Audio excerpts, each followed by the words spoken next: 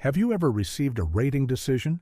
Maybe it was a property appraisal, an insurance claim payout, or a performance review that felt like a physical punch to the gut? You look at the number, the incredibly low number, and the immediate overwhelming feeling is rage. It's injustice. It's the certainty that someone, somewhere, made a massive mistake, and now you have to fight to fix it. That lowball rating decision isn't just a number. It feels like a personal slight, an assault on your value or your property's true worth. And because of that intense, immediate emotional reaction, 90% of people who appeal completely sabotage their chances before they even hit send. They appeal based on feeling, on outrage, on the perceived unfairness of the outcome, instead of appealing based on cold, hard, procedural evidence. That is the critical mistake we are here to fix today. If you are preparing to fight a lowball decision, you need to understand the psychological, procedural, and legal landscape you're walking into. This isn't about whining until they give you more. This is about strategically dismantling their entire methodology so that granting your appeal becomes the path of least resistance for the reviewer. We are going to break down the 7 non-negotiable truths you must master before you even draft the first sentence of your appeal, starting with the biggest hurdle of all, the emotional trap. Chapter. The emotional trap. Why your initial reaction is your biggest enemy. The moment you see that low number, let's say your home appraisal came in $50,000 under what you expected, or your insurance adjuster offered half of what the repairs actually cost, your brain instantly floods with cortisol. This is a survival mechanism, but in the context of a bureaucratic appeal, it is a poison.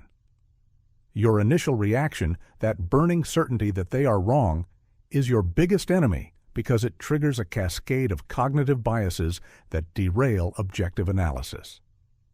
You become trapped in the emotional cycle, and that cycle manifests in your appeal documentation, turning a professional argument into a personal grievance, which is immediately dismissed by professional reviewers. First, you fall victim to the anchoring effect. You already have a number in your head, the number you deserve, or the number you need. Let's call this $100,000. When the adjuster comes back with $50,000, your entire focus shifts to defending the $100,000 anchor, rather than objectively analyzing why they landed on $50,000. Your appeal will be structured around why $100,000 is right, instead of focusing on why $50,000 is demonstrably, procedurally wrong. The reviewer, who is trained to ignore emotional appeals, sees this immediately.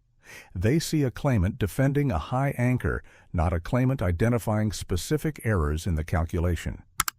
You must mentally discard your preferred outcome, temporarily, and focus solely on the methodology they used. Second, the emotional trap fuels. Confirmation bias. Once you decide the rating is unfair, you start selectively gathering evidence that only supports your conclusion. If you're appealing a performance review, you'll only pull emails where your boss praised you, ignoring the documented instances of missed deadlines or conflict resolution issues. If you're appealing a property appraisal, you'll find 3 comparable sales that support your higher valuation. But you will conveniently overlook the 6 other comparable sales in the neighborhood that support the lower valuation. The appeal reviewer, however, has access to the full data set. When they see an appeal package that is obviously curated to exclude contradictory evidence, they immediately lose trust in the appellant's objectivity. A truly effective appeal acknowledges the data points that work against you and then systematically explains why those points should be weighted less heavily, or why they are irrelevant due to a specific, unique factor in your case. Acknowledging the counter-evidence demonstrates intellectual honesty, which is a powerful psychological tool in an appeal setting. Third, the emotional response leads to attribution error. Tarba. You attribute the low rating to malice, incompetence, or laziness on the part of the initial rater. You write phrases like, The appraiser clearly didn't even step foot inside the house. Or, the reviewer must have been having a bad day to give me this score. These accusations, while potentially true, are useless in an appeal and actively harmful. The appeal process is designed to review the documented evidence, not the rater's intentions. By attacking the person, you shift the focus from the flawed data to a defensive posture for the review team. They stop focusing on your evidence and start focusing on defending their colleagues' professionalism. Your appeal should be clinical, precise, and entirely devoid of personal attacks or emotional language. Replace. The appraiser was negligent with. The appraiser failed to adhere to Policy Section 4.1, which mandates the inclusion of recent sales data within a quarter-mile radius, resulting in a reliance on dated comparables. Chemonde. See the difference? One is an accusation, the other is a documented procedural breach. To escape the emotional trap, you must implement a 72-hour cooling-off period. Do not touch the appeal documentation for 3 full days after receiving the lowball decision. During this time, your sole task is to document your feelings, write down every furious thought, and then, metaphorically, throw that document in the trash. When you finally sit down to draft the appeal, you must approach the lowball rating as a puzzle, a purely technical document that contains errors you need to expose. Your goal is not to prove you were wronged. Your goal is to prove their calculation methodology was flawed based on their own rules.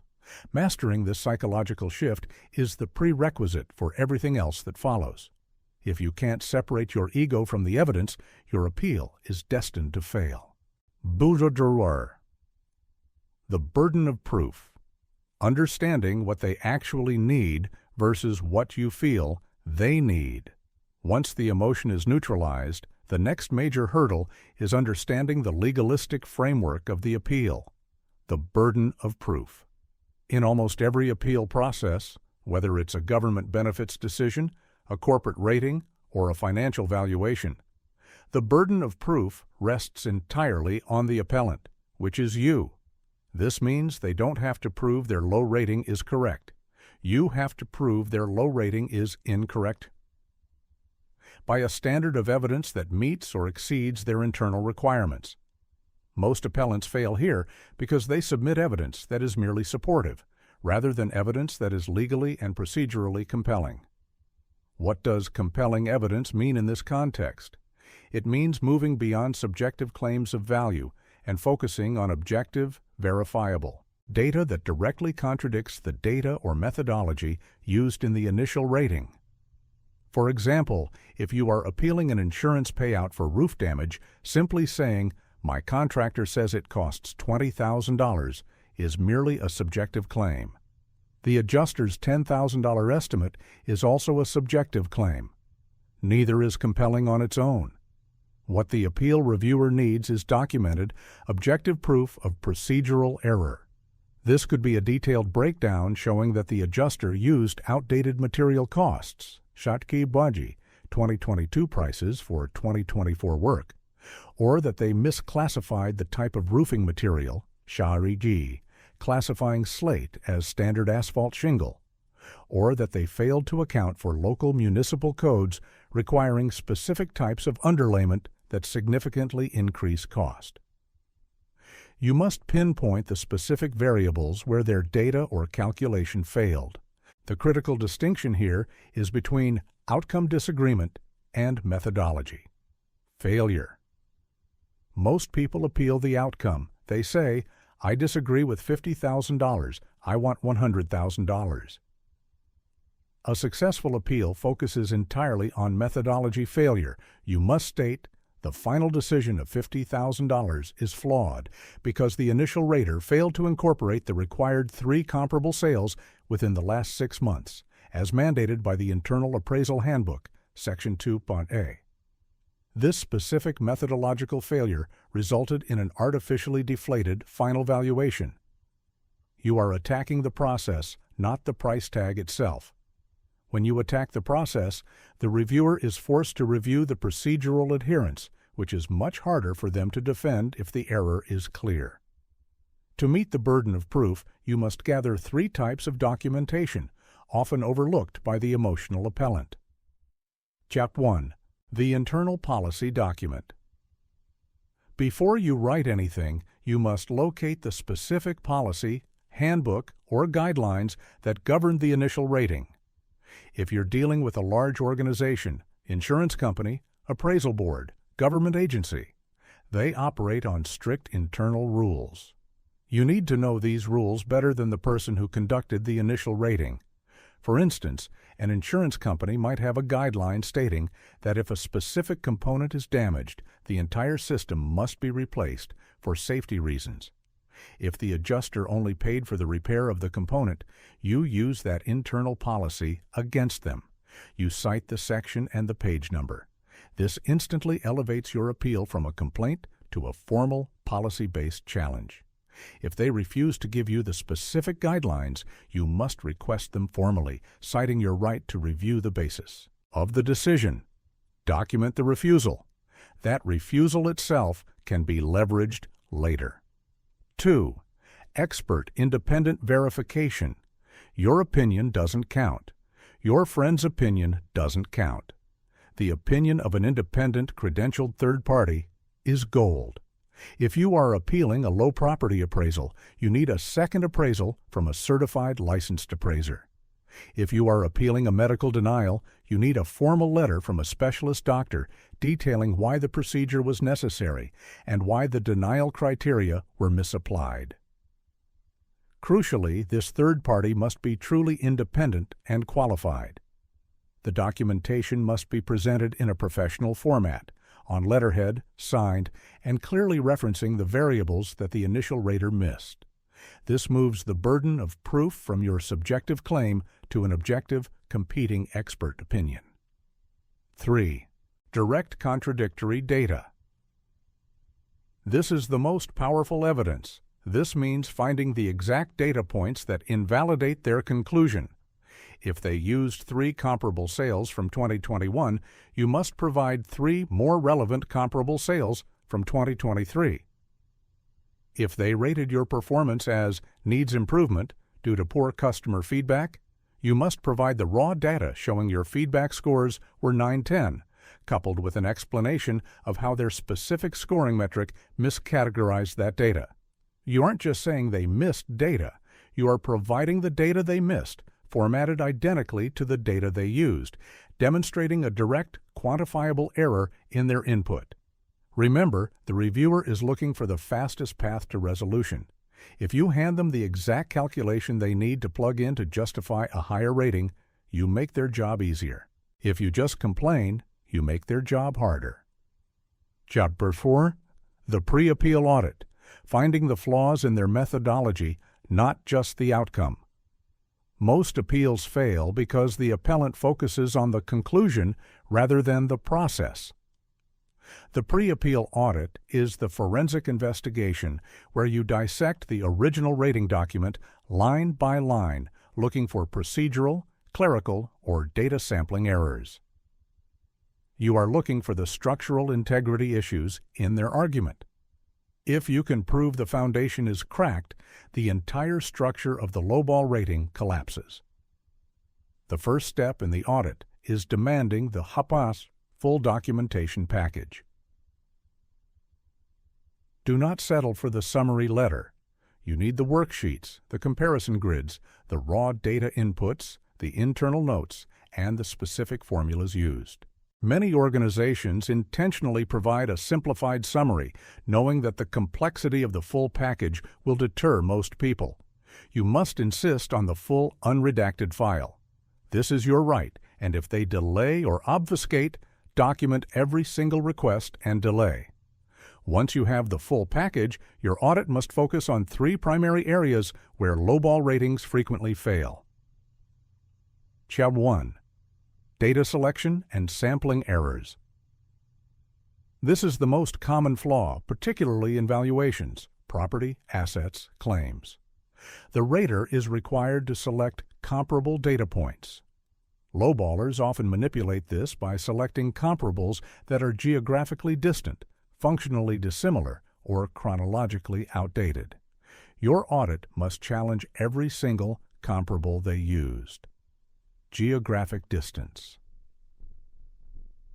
Did they use a comp sale from a neighborhood 2 miles away that is known to have lower property values when there were 3 closer, more relevant sales within 500 feet? You must map these points and visually demonstrate the disparity. Functional dissimilarity. If they are valuing a specialized piece of equipment, did they compare it to a base model? If they are valuing your performance, did they compare your output to someone in a completely different, less demanding role? You must create a detailed comparison matrix showing the features, age, and condition of your item performance versus their comparables, highlighting the mismatched variables. Chronological stale data. Did they use sales from 18 months ago when the market shifted drastically 6 months ago? Policy often dictates that comparables must be recent. If you can prove their data is stale based on their own definition of recent, e.g. within 90 days, the entire valuation becomes invalid. 2. Adjustment and calculation errors. Even if the data selection is sound, the adjustments made to account for differences are often manipulated or simply wrong. In an appraisal, adjustments are made for square footage, garage size, lot size, and amenities. A lowball rating often uses inflated negative adjustments or fails to apply necessary positive adjustments. The negative adjustment trap. Look closely at how they penalized your property or claim. Did they deduct $10,000 for deferred maintenance based on a single peeling paint spot when the standard deduction in their own guidelines for that level of repair is only $2,000? You must find the policy guidelines for adjustments and compare their deduction amounts against the established norms. Missing positive adjustments. Did they fail to credit you for recent upgrades? If you put in a new HVAC system last year, did they include the full credit for that upgrade? Appraisers often miss unpermitted upgrades or upgrades they simply didn't notice. Your appeal must present dated invoices and photographic evidence of the upgrade, demanding the exact adjustment value stipulated in their handbook. 3. Clerical and procedural errors. These are the easiest wins. The rater might have transposed numbers, miscalculated percentages, or violated a simple procedural rule. Misclassification. Did they classify your high-end hardwood floors as standard laminate?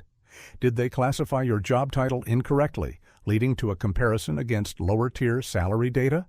If you can demonstrate a simple factual error in classification, the rest of the appeal becomes much easier. Signature and date violations. Believe it or not, sometimes the lowball rating is invalid simply because the required supervisor's signature is missing or the inspection date listed is physically impossible given the rater's documented schedule. These are minor details, but they can sometimes invalidate the entire document, forcing a complete reevaluation. The pre-appeal audit is not about proving you deserve more money. It is about creating a detailed documented list of 5 to 10 specific, verifiable errors in their process.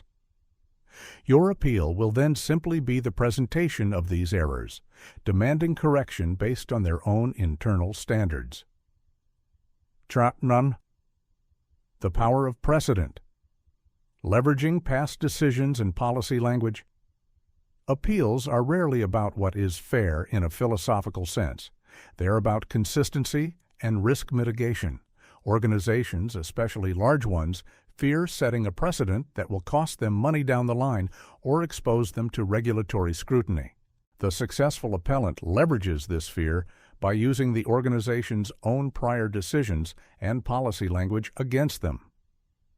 This is the art of legal judo, using their momentum to win your fight. Precedent means demonstrating that your case is substantively identical to a previous case where the organization granted a higher rating or payout. While internal appeal decisions are often confidential, you can still access and use precedent in powerful ways. Chapter 1. Citing the policy manual as precedent. The policy manual itself is the most powerful precedent. Every successful appeal must be framed as a request for the organization to adhere to its own written rules. If the policy manual states, in cases of total loss, replacement value must be calculated using materials of like kind and quality, and the Lowball decision used materials of lesser quality, you don't just complain. You write, the decision violates Section 3B, Line 4, which establishes the precedent for replacement value calculation. We demand adherence to this established policy. By using the language of policy and adherence, you are forcing the reviewer to either grant the appeal or openly admit that the organization does not follow its own written rules, which creates a massive compliance risk for them. 2. Leveraging regulatory and industry precedent. If you cannot access internal files, you look outward. Most industries, insurance, banking, real estate, government benefits, are regulated by external bodies. These bodies publish guidelines, warnings, and sometimes even ruling summaries. For example, if you are appealing a denial of a necessary medical procedure, you research similar cases decided by the state insurance commissioner or the relevant medical board. If you find a ruling where a similar denial was overturned because the insurer failed to consider a specific clinical trial, you use that regulatory ruling as precedent in your appeal. You are essentially saying, if you deny this appeal, you are aligning yourself against the established regulatory precedent set by the regulatory body name in case number. This exposes you to sanctions. This shifts the risk of denial from a simple financial loss to a major regulatory headache for the reviewer. 3. The hypothetical precedent test. If you have no direct access to policy or regulatory precedent, you must create a strong hypothetical. This involves framing your appeal in terms of future liability. For example, if you are appealing a performance rating and the low rating was based on subjective feedback without formal documentation, you argue, if this subjective, undocumented rating stands, it establishes a precedent that any manager can arbitrarily downgrade an employee without evidence, exposing the company to future wrongful termination claims based on inconsistent documentation standards. You are warning the reviewer that by upholding the flawed decision, they are creating a procedural vulnerability for the organization. Reviewers are trained to avoid creating vulnerabilities. The key to using precedent is precise citation. Never generalize. Never say, other people got more. Always use specific section numbers, dates, case names, and documented policy language. Your appeal should look like a mini legal brief, not a consumer complaint. This level of detail communicates that you are not just an angry customer. You are a strategic threat who understands the rules of the game. The appeal package architecture. Structuring your argument for maximum impact. The irrefutable stack. The appeal package is not just a collection of documents. It is a meticulously constructed narrative designed to guide the reviewer to the desired conclusion with the least amount of effort on their part. Most people simply attach a bunch of angry emails and invoices. A successful appeal is an irrefutable stack designed for speed, clarity, and authority. Reviewers are overworked, processing dozens of appeals a day. They spend less than 5 minutes reviewing the initial submission. If your key points aren't immediately obvious and easy to verify, your appeal will be denied on the first pass. The irrefutable stack must be structured into 3 mandatory components: the executive summary, the narrative argument, and the exhibit list. 1. The executive summary, the one-page punch. This must be the first page the reviewer sees. It cannot be longer than one page. Its purpose is to present the entire case, the key errors, and the demanded resolution in 30 seconds or less. This summary must contain 3 specific sections. The decision identification. Clearly state the claim number, the date of the lowball decision, the name of the original rater, and the exact amount of the original decision.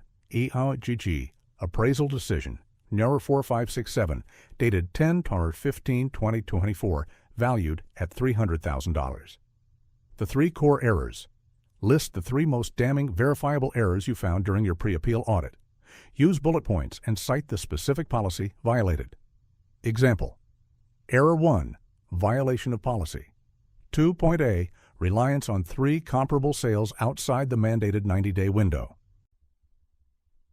The demanded resolution. State clearly the exact specific financial or numerical resolution you are seeking backed by your evidence. Example: based on correction of the methodological errors, the corrected valuation should be $345,000, requiring an adjustment of $45,000.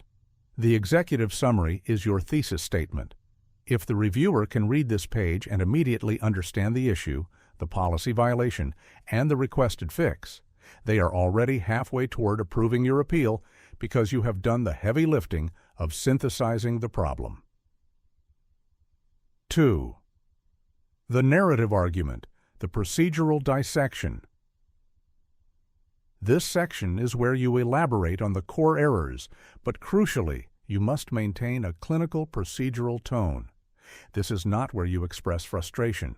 This section should be broken down by the errors identified in the summary, using headings like Error 1, violation of geographic proximity rule. Structure of each error.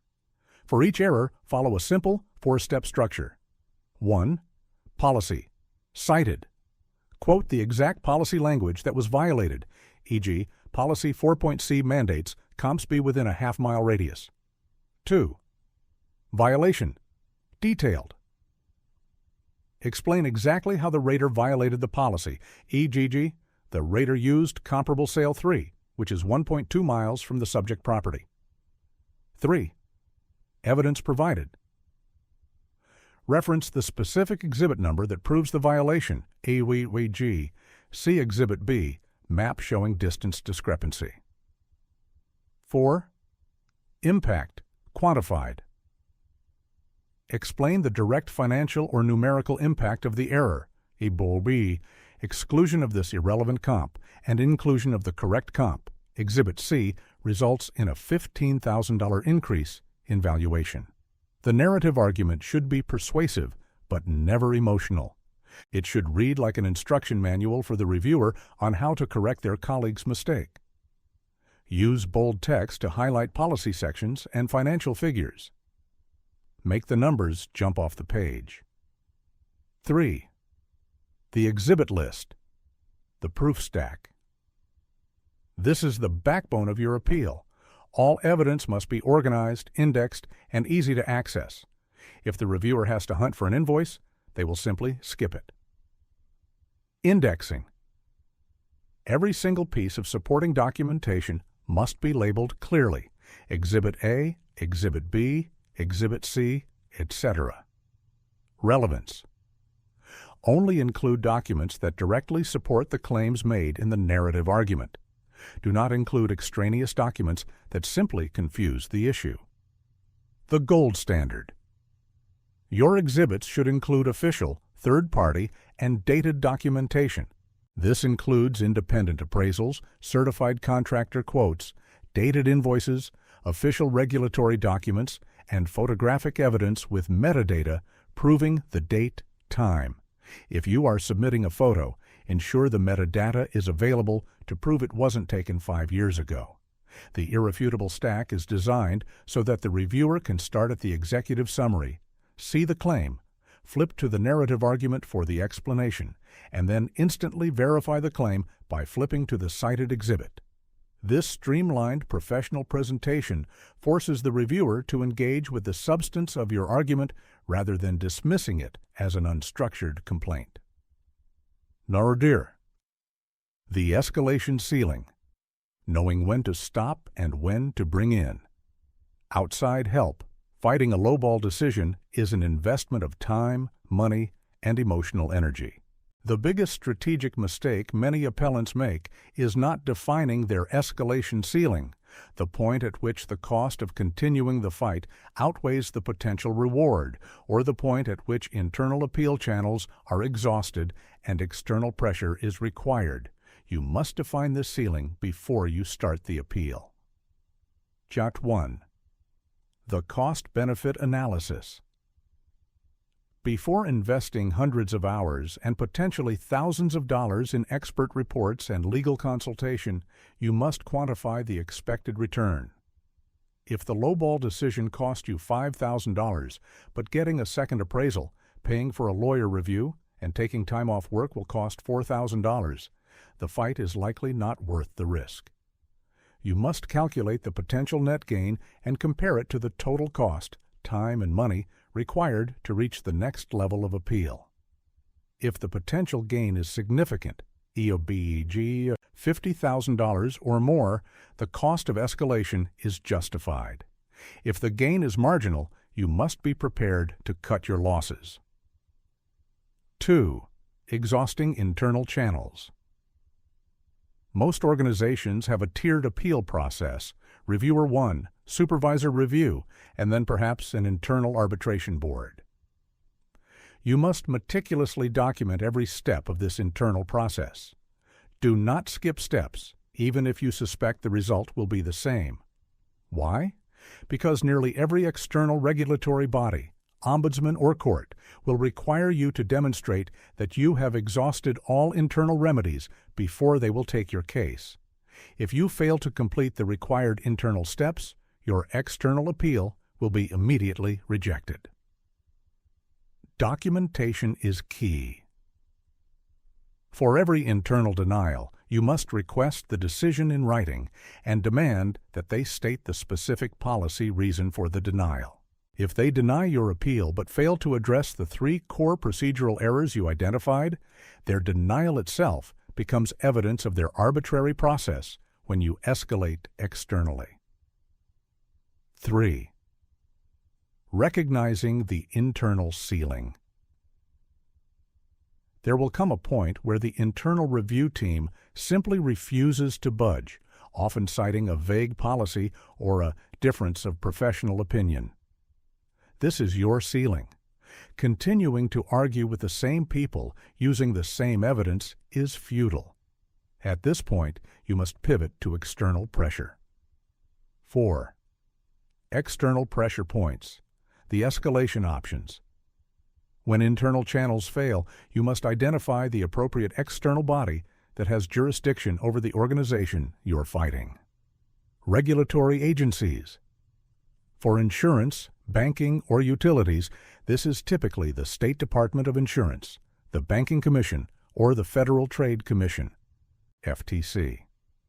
These agencies don't resolve individual disputes, but they do investigate patterns of non-compliance. Filing a detailed complaint with the regulator puts immense pressure on the organization because regulatory investigations are expensive and carry the risk of massive fines. The organization will often settle your individual claim quickly just to make the regulatory complaint go away. Ombudsman trust arbitration. Some industries require non-binding or binding arbitration. Review your original contract or policy document to see if arbitration is mandated. Arbitration is often less formal and less expensive than court, but the decision may be final. Small claims court. If the disputed amount is within the limits of your local small claims court, often $5,000 to $25,000, this is an excellent low-cost option. You do not need a lawyer, and the formality is minimal. You simply present your irrefutable stack, the evidence of procedural error, to a judge.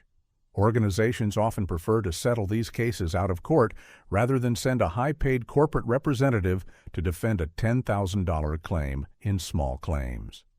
Retaining counsel. If the disputed amount is very high, e.g., hundreds of thousands of dollars, and the methodological errors are complex, retaining specialized legal counsel is necessary. However, ensure you hire a lawyer who specializes in the specific type of dispute, e.g., insurance litigation, employment law, real estate disputes. A general practitioner may not have the niche knowledge needed to dismantle the specific procedural errors you identified. The decision to escalate is a calculated risk. Never escalate out of spite. Escalate only when you have exhausted the internal process, when your evidence is overwhelmingly strong, and when the potential net gain justifies the investment in external resources. Jabatura. The psychological chess match. Reading the reviewer and anticipating their counterarguments. The appeal process is not merely a transfer of documents. It is a negotiation mediated by a third party, the reviewer. To win, you must understand the reviewer's motivations, incentives, and constraints. They are not impartial judges. They are employees whose performance is measured by efficiency, consistency, and risk avoidance. Your job is to frame your appeal so that approving it is the safest, easiest, and most professionally consistent choice for them. This is the psychological chess match. 1. Understand the reviewer's incentives. The average appeal reviewer is incentivized to close cases quickly and maintain consistency with company policy. They are not incentivized to engage in long, drawn-out philosophical debates about fairness. Speed. They want to spend minimal time on your file. This is why the irrefutable stack is essential. If they can find the policy violation and the corrected number in 5 minutes, they will be happy to process the correction. Consistency. They hate setting new precedents. They want to ensure that if they approve your appeal, they are not opening the floodgates for 100 similar claims. Your appeal must frame the requested correction not as a unique favor, but as a necessary step to restore consistency with existing established policy. Risk avoidance. They want to avoid lawsuits, regulatory complaints, and internal audits. By citing specific policy violations and external regulatory precedents, you're essentially signaling, if you deny this, you're creating a high-risk liability for the company. 2. Frame the appeal as a correction, not a demand. Never use demanding language. Use language that suggests you're helping the reviewer correct an unfortunate oversight made by a less experienced colleague. Replace "You must pay me X" with "Correction of the procedural error requires the calculation to be adjusted to X." Use passive language for blame. Instead of saying, "The appraiser was wrong," say, "The data utilized in the initial valuation appears to have been misaligned with current policy standards." This depersonalizes the error and makes it easier for the reviewer to approve the correction without feeling like they are throwing a colleague under the bus. 3. Anticipate and preemptively. Address counterarguments. A weak appeal waits for the reviewer to point out flaws. A strong appeal anticipates the reviewer's likely objections and addresses them proactively within the narrative argument. The difference of opinion, defense.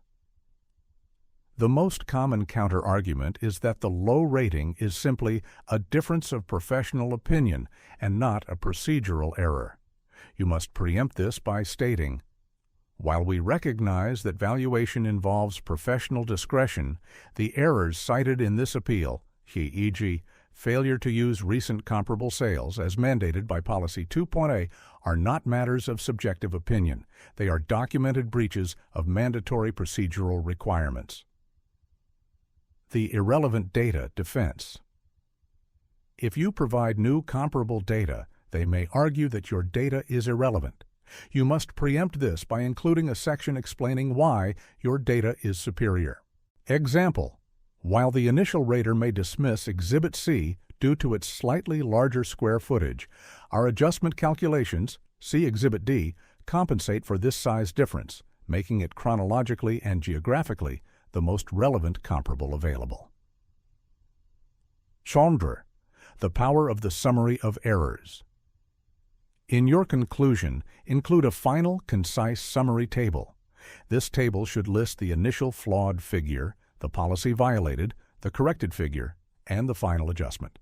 Flawed data point, policy violated, corrected data point, adjustment needed. Check, can. Use of 2021 material costs. Sec. Form 5B, current market rate.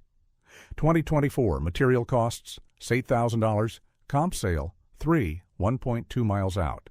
Sec. 2A, 0.5 mile limit. Corrected comp, 0.3 miles, up $12,000. Total adjustment required. Chan $20,000.